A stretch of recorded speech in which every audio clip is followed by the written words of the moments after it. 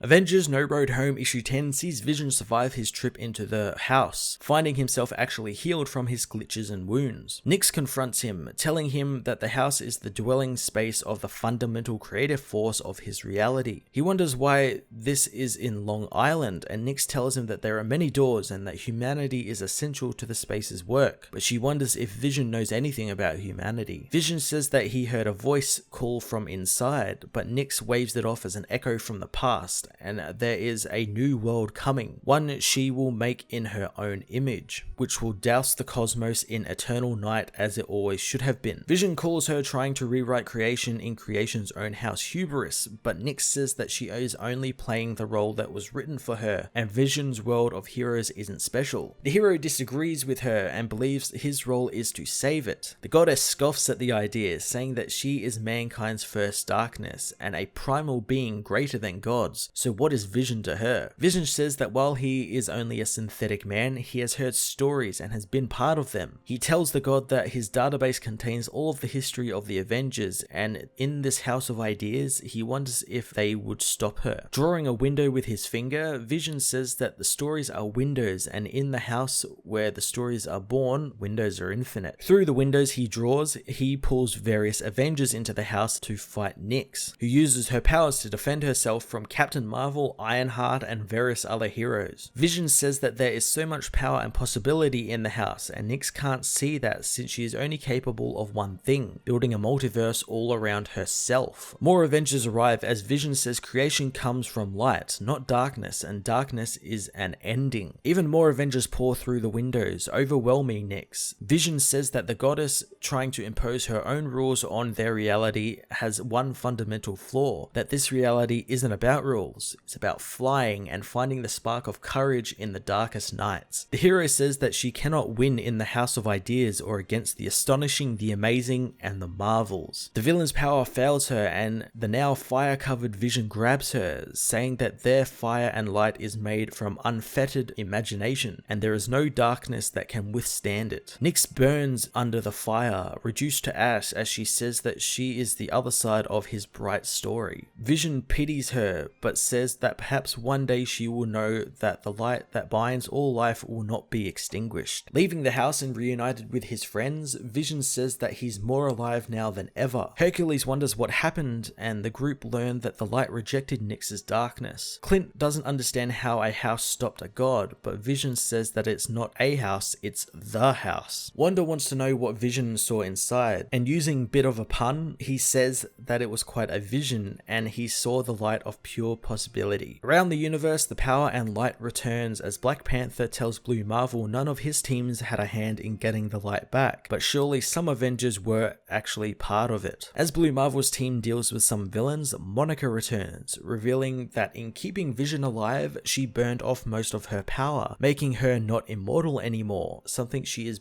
happy about, but isn't sure that Adam wants her to be with him. Adam proves her wrong, saying that he loves her and they will work it out. As Bruce Banner walks alone down a sun-stricken road, Rocket heads into outer space, talking to a bartender about his recent trip to Earth, toasting to being an Avenger and knocking that off his bucket list. In Los Angeles, Vision, Clint, Wanda, and Jericho talk about what happened, with Jericho wondering what happened to Hercules. Wanda says that he went back to Olympus to mourn his family, but Vision doesn't think the Olympians are dead since they are potent myths woven into their reality. In A Space Beyond Space, a newly reborn Zeus rises, saying that the stars will tremble with him and his people's rebirth. Jericho is surprised by how Vision is talking now, but Vision says that he found his humanity through the need for life and not death, and while he knows he isn't human, he is a creation of a creator, and his story's end hasn't been told yet. Jericho wonders what happened to the barbarian that helped Wanda, who says that he might have been a murderer and a vagabond, but he had a code of honor, and wherever he is, she wouldn't want to get in his way. Conan, of course, is hunting in the Savage Lands, killing a giant crocodile for food, saying he's had enough of crazed god and witches, so killing something physical is good. Soon a T-Rex comes for him, and Conan the Barbarian is more than happy to fight it. Voyager Mimral returns home, hoping her uncle was watching her become a real Avenger. However, she finds that Challenger has escaped from his bonds. Visions. 1 year in the future, a Nova is happy that the now spacefaring Hercules arrived in time on the rock to help him fight the captured criminals. The Nova wonders why he's all the way out here in space and what his story is, but Hercules says that's not important, saying he would rather hear about the Nova's story. Avengers No Road Home issue 10 was an utterly charming and fantastic end to this 10-part series that, in a really nice and endearing way, paid homage to Marvel, or as it's also known, the House of Ideas. Shifting the main character focus from Hercules over to Vision for this final issue was really well done, and I love how his arc over the whole course of this book sort of tied in with all of the things that Zub, Wade, and Ewing set up in their own respective books outside of this series, and capped it off in a really nice way. The book could have easily gone off the rails and ended in a muddled, convoluted mess, but these writers pulled off a very awesome and fun story with a group of Avengers who hardly actually get to work together all that much. I really am looking forward to the aftermath of this book, as well as what the next event in this line will be. I'm going to give this issue a 9.5 out of 10.